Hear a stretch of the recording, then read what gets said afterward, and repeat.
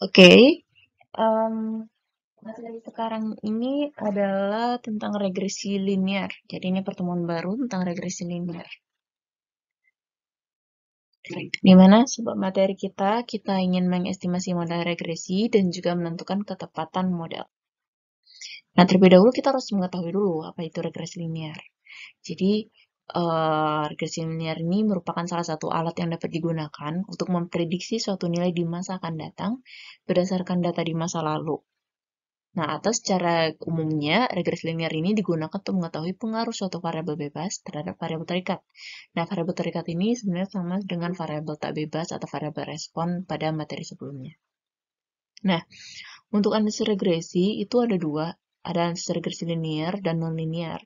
Nah, pada materi kita cuma bahas tentang analisis regresi linear karena analisis regresi non-linear itu cukup complicated. Jadi, kita cuma fokus di sini pada analisis regresi linear. Jadi, kita melihat gimana pola hubungannya itu linear atau berupa garis lurus.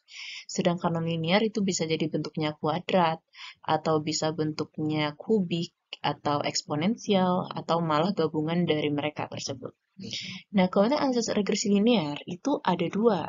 Ada yang namanya sederhana dan ada yang namanya berganda. Nah, perbedaan ini terlihat dari berapa banyaknya variabel bebas. Nah, kalau variabel bebasnya cuma satu, nah berarti kita sebut dia sebagai variabel analisis regresi linear sederhana. Sedangkan jika dia mempunyai beberapa variabel bebas, maka kita sebut sebagai linear berganda, di mana masing-masingnya mempunyai satu variabel tak bebas. Nah, ini merupakan diagram bencar hubungan antara tinggi dengan berat, di mana tinggi di sini sebagai variabel bebas dan berat sebagai variabel tak bebas atau terikat atau sebagai responnya. Nah, ini merupakan salah satu bentuk dari garis yang mungkin hampir membentuk pola dari titik-titik ini. Nah, yang garis itu disebut sebagai garis regresi, di mana model persamaan regresinya itu dapat ditulis sebagai Y sama dengan beta 0 tambah beta 1X. Artinya adalah, ini adalah bentuk persamaan regresi, di mana kita akan mencari berapa beta 0 ini, dan berapa dari si beta 1 ini.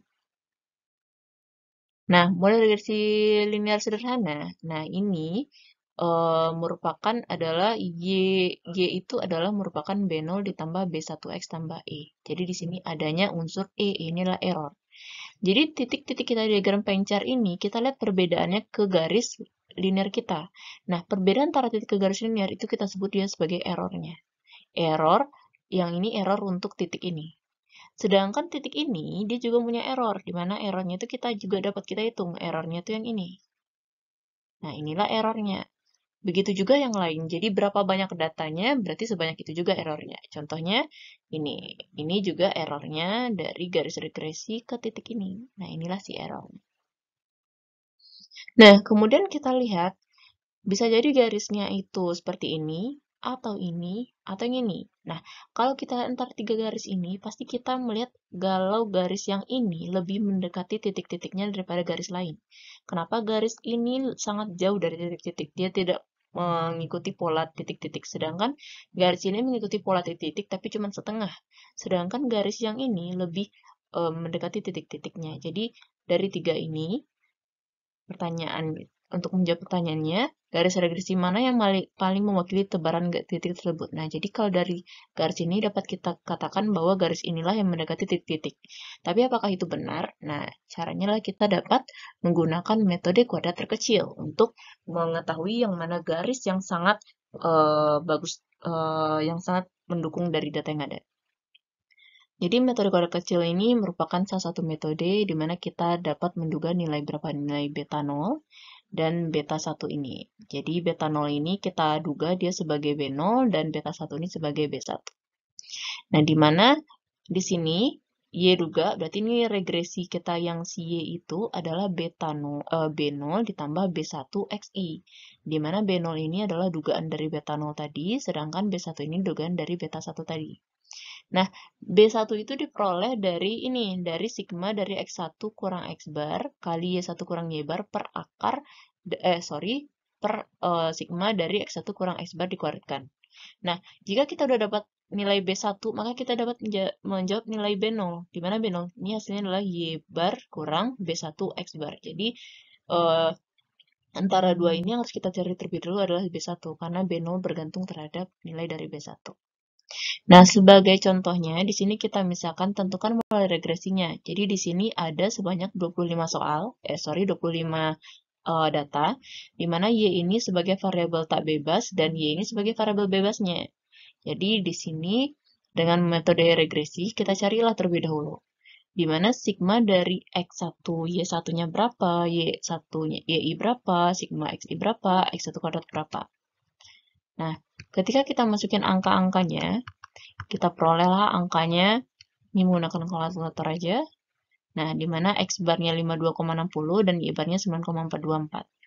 Dan Y1 kuadratnya kita peroleh 2284,11.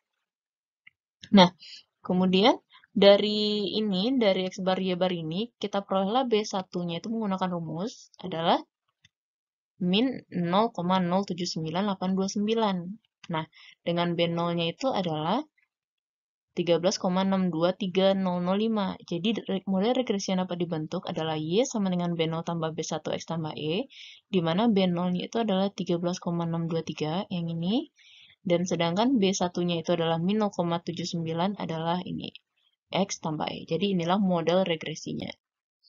Nah, selain dari model regresi, kita juga ingin melihat bagaimana ketepatan model regresi yang kita peroleh. Nah, ini menggunakan koefisien determinasi, seperti yang kita cari pada materi sebelumnya. Koefisien determinasi itu merupakan koefisien korelasi pangkat 2 dikali 100%. Di mana catatannya, nilai dari R kuadrat ini pasti berada di antara 0% sampai 100%. Maka jika semakin tinggi R kuadrat, maka semakin baik model regresi yang kita peroleh. Nah, jika R kuadrat kita itu 1, maka model regresi kita itu sempurna. Artinya adalah garis itu garis itu melalui semua titik-titik yang ada. Nah, dengan contoh sebelumnya, kita masih menggunakan contoh sebelumnya itu, kita masukin ke rumus R kuadrat, maka kita peroleh di sini hasil R kuadratnya itu adalah 71,44%.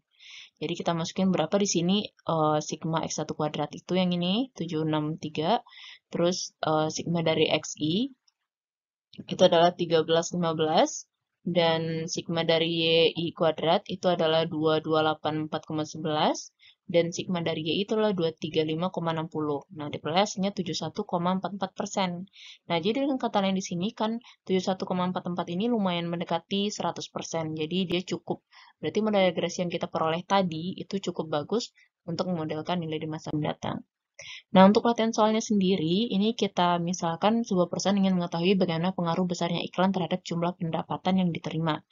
Jadi, perusahaan tersebut memiliki data biaya iklan dan pendapatan seperti ditunjukkan pada tabel berikut, di mana pendapatannya ini dalam bentuk jutaan rupiah. Jadi, misalkan biaya iklannya itu adalah sebanyak 15 iklan, maka pendapatannya itu ada sebanyak 85 juta. Nah, jadi data ini kita carilah berapa regresi linear, model regresi linearnya dan biaya iklan yang diperkeluarkan. Jadi nanti dari model regresi yang diperoleh, kita bisa mencari berapa biaya iklannya itu, di mana pendapatannya itu misalkan diketahui 105 juta. Nah, ini cukup sekian untuk materi tentang model regresi linear. Selanjutnya itu mungkin ke depannya kita akan belajar tentang ANOVA.